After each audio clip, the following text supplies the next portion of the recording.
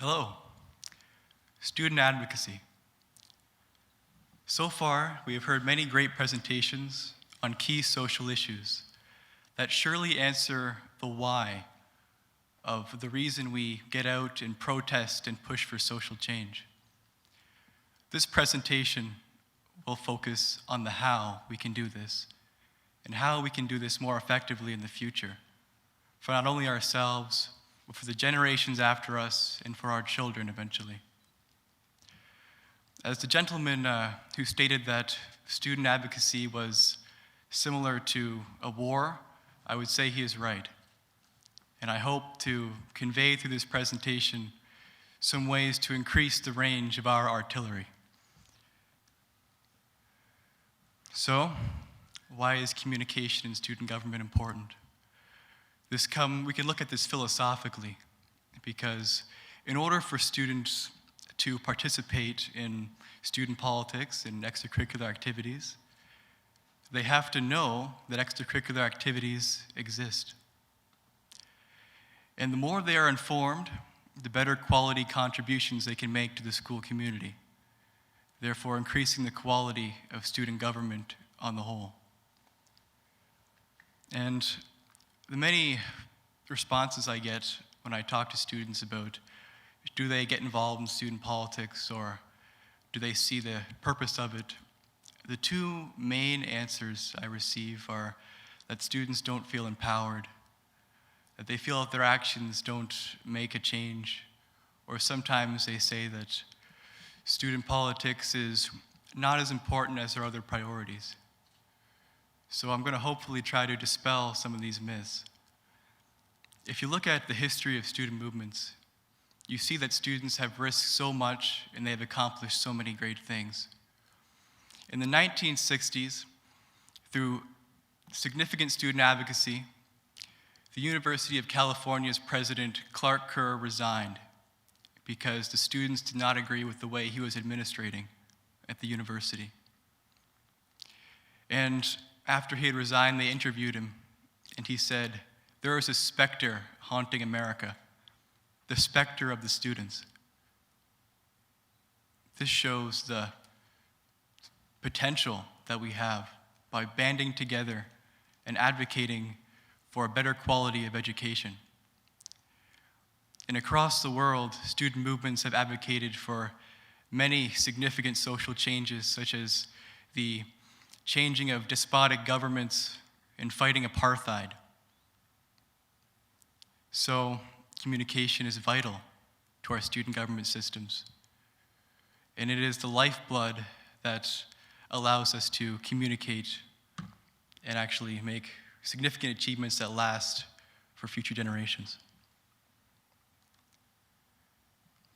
And I guess more recently, you could also see Quebec in the few years ago where 200,000 students protested all at once to fight tuition fees.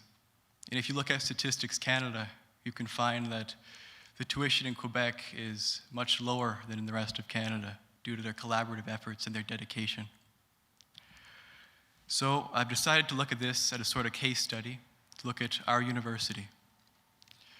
And while many presentations look at the empirical nature of social issues, I'll try to be more normative and prescribe different ways that it can be improved.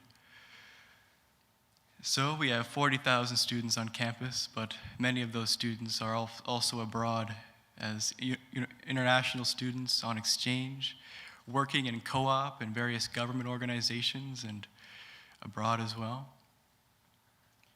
And as key indicators of communication in student government, the most key thing is looking at the turnout in elections and the attendance at various school events such as general assemblies where students can participate and push for motions to make change. Does anyone want to provide an answer maybe on what the voter turnout at U Ottawa and our student federation is currently, an estimate? 15%. That's about it. Thank you. Yeah, 15% is, in terms of national governments, there's progress we can make. and there are many things we can do. So a key part of this is acknowledging what kind of documents and information are available to students so they can learn and become informed and therefore make higher quality contributions. What kind of sources and media are engaging them? And do these send the right messages to encourage students to promote change and help them find the right avenues to enact such change and enact it collaboratively? And of course, you can also do surveys to do this, although I think that's somewhere in the future. There are many ways we can communicate, from speaking to writing to pictures and visual art to video. Communication has evolved rapidly in the past century or so, and there are many, many ways we can use these in tandem to create a strong student movement and student advocacy. So this presentation will focus on 3 central themes, which are, I guess, prescriptions for what we can do. They are: document everything, preserve everything, and make information accessible to students.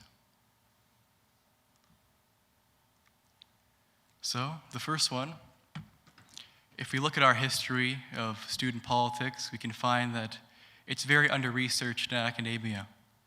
And there are certain lapses in student politics that can be obstacles for students who want to figure out the big picture and become empowered and use the long-term trends from the history that has happened for the past 60 or so years at our university to figure out new ideas and lead student advocacy into the future. So, for example, one of the key influential figures in student politics at this university is Jacques Turkel. He was a president of the Student Federation who unfortunately passed away before he could graduate, and the university center is dedicated in his honor. While many students know that he was a president and he passed away, can anyone tell me some of the major policy initiatives he implemented during his term as president and how these affected the continuing legacy of student government at U Ottawa? In terms of the average student, this is very slim. Therefore, to understand and build upon past achievements and learn from past mistakes, we need to value our historical documents and preserve them, which leads us to our next segment. And also, the idea of planning and reporting. As a public servant, I understand that this is very, very crucial, as it signifies how we have come so far and what we can do in the future. And communicating these reports and creating such ideas is a key way to engage students and get them talking. And the second main point is, once we have this information, to preserve it so it lasts. At the secondary school level in student government, many organizations have the problem of the frequently changing administrations and just generations of students. And this has caused data to be lost and corporate knowledge to float away with each new year of graduates. To maintain a permanently increasing student movement, we need to focus on cementing institutions and processes that convey this information for years to come, so it can be accessible and students can find it, and we can study the long-term effect as well as the short-term one to accommodate for the frequent change of generations. And in many cases, this involves digitizing information, bringing it into the 21st century so students can view it from wherever they are at their leisure without having to look through archives and do in-depth research, as they're already doing much research already. And now, the most important one is making this information accessible once we have it and it's preserved. This means updating regularly any minor changes in various documents such as the Constitution and other agreements, and making sure that all media, videos, pictures, statements can be made easily available to students. So that if they want to research an issue and figure out just what's going on in student politics, they have resources to help them, and they know where these resources are. And one of the, I guess, also key aspects is making sure this information is conveyed in a way that students can understand. One such as the finances of student federations and organizations. I have researched student government for a number of years, and I still can't really understand the auditor reports of financial organizations. And I believe that if this was communicated in a way that was clear and tells students directly where the money is coming from and where it is going, they will understand the organization more, and they will be able to make higher quality contributions. And misinformed students, sometimes it causes them to act in ways that might not necessarily benefit the organization. For example, at a conference of the Ontario Student Trustees Association in 2013, an idea was presented by a student in a school board outlining an entire structure of student government up to the provincial level. The irony with this presentation was that the student government structure this idea was being presented at was almost identical to what he had envisioned. This student had gone 5 years in secondary school without realizing that he had a student government that represented his interests. Some students have gone through university without knowing the name of their student president and the representatives that are there for them. And this is one of the major obstacles to advocacy, because if students don't know the issues well, how can they effectively participate? For the past 5 months, I completed a research project with 8 other individuals about interviewing key student politics actors and then presenting this to the Student Federation. And I realized that the conclusions brought about in our research were based on the students' opinions and views, were myths easily dispelled by the Student Federation with the cold, hard facts, which shows that the priority we need to place on making sure students are informed. So we don't spend our energy researching things that are clearly, well, we can spend them on other problems and make a positive contribution and work collaboratively instead of fighting shadows. And this should be not only a one-time effort, but a continual effort. We should build on different definitions and positions in student politics and focus on describing what various facets of the organization are. If there is a position or some sort of employee role in the organization, students should know the functions of this and how this position helps create greater student opportunities and allows the organization to function. And if we have these historical documents and these informative documents and the media, and we preserve it and we convey it effectively, we have a great asset on our hands, and that is the potential for academic works on student government. The current literature on this subject is very under-researched.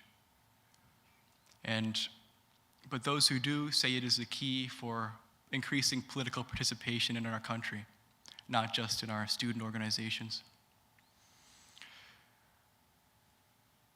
And once academics have these sources available, they can make works to design new ideas and communicate our social issues in ways we've never thought possible, so that not only on our campus can these issues be known, but they can be known throughout the world and remembered throughout the world as key reasons to make social change. Having academics on our side would also help give us the experience we need to complement our need for stability in an environment of rapidly changing generations and representatives. So, I have a number of practical examples that I believe will help get the message out to students. And in the 1940s in the United States, US President Franklin Delano Roosevelt created the idea of Fireside Chats, where every week he would make a short video or radio broadcast outlining what was going on in the government at that time and his take. And this could be very helpful in informing students, especially in the new age of video and YouTube.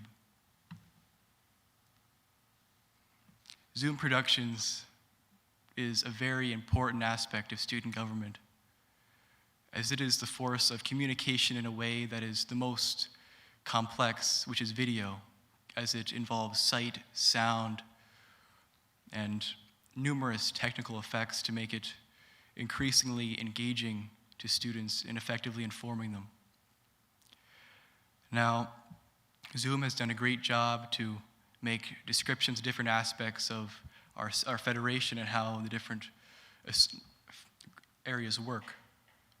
But perhaps it can also serve as a news function in the future, teaming up with organizations within our campus like the Fulcrum and La Rotonde to deliver weekly messages of what's going on in student politics and showing us just how we can help.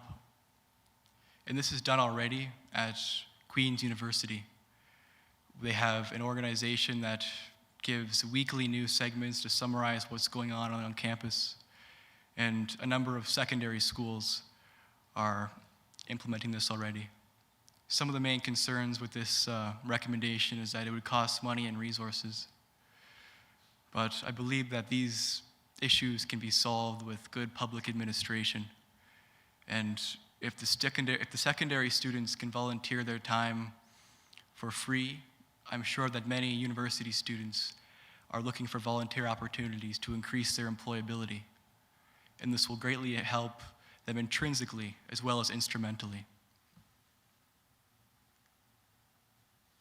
Another key aspect is the radio. For many people on the road, the radio is their companion on long drives. And it's very old, and therefore sometimes it's kind of pushed to the wayside in terms of student news. But we can also use this as a medium to communicate effectively to students. And with social media, I have a little bit of an analogy. During the Vietnam War, there was a colonel who, on the American side, who took control of his command of a certain section of the jungle. And for the rest of the war, no one really got in and no one really went out. He kind of went rogue, as did his command, establishing a sort of local pseudo-state within the war zone. And to a lesser extent, social media is kind of like this. It is unfettered, it's everywhere, and it expands rapidly, and it's hard for us to focus our efforts and make sure all the students are informed due to the various social media sites that are created with each passing year and just the pure complexity of each one. So a key way to convey the message to students would be to ensure a centralized approach to social media in terms of the student government communicating to students can be achieved. And as there are many social groups on Facebook, student government could communicate in all these groups, perhaps simultaneously, as well as using pages, tweets, and even direct messages, and even new constructs, maybe perhaps making agreements with social media companies to pioneer new ways to communicate the message.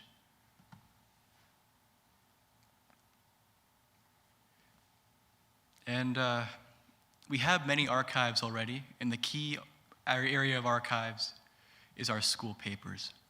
And we have sources dating all the way back to the 1930s. This is amazing, and this resource can be easily communicated to students by the process of digitization. This will allow students to look up archives as far back as they can and to establish the long-term trends. This would be an immense task, but once it's done, it's there forever. And students today and tomorrow can just see what we did while we were students here and what our gift to them was through our legacy. And there are also ways to promote volunteering to students. We have the conventional methods we use, such as class presentations and writing messages on chalkboards in classrooms. And these are a key function, and perhaps structures could be established where a permanent group of students can just focus on communicating messages through these means and other means to deliver a multifaceted approach to communication. And this is a little different, but it would involve recording sports games to help the players develop their plays through the highlight reels and through, the reels of the game. And the highlight reels would inform us what's going on and help develop school spirit. Because throughout the history of universities, student sports has been the main area of school spirit on campus. And it was so prolific that in the 1920s, I read an article about how students were worried that the students there at the packed stadium weren't cheering as loudly as they had been in previous years, saying that maybe we're going into an age of apathy. But this sense of community it establishes and celebrating our athletes is a key area of developing a sense of school community and give us even more so of a reason to advocate to increase the quality of education of ourselves and our fellow students. So, the hopeful results of these would be more students could be informed, therefore making higher quality contributions to student government. There would be increased advocacy efforts, and not only students, but students acting on the foundation of academics who have helped them with ideas and providing a megaphone for social issues to communities within our society that before may have been never thought possible. And while these recommendations are ambitious, as is the task of increasingly trying to renovate our communication processes, it is certainly worth it, and it'll help proliferate our glorious cause of student advocacy. Thank you very much. And if you have any questions, really quick. Yes?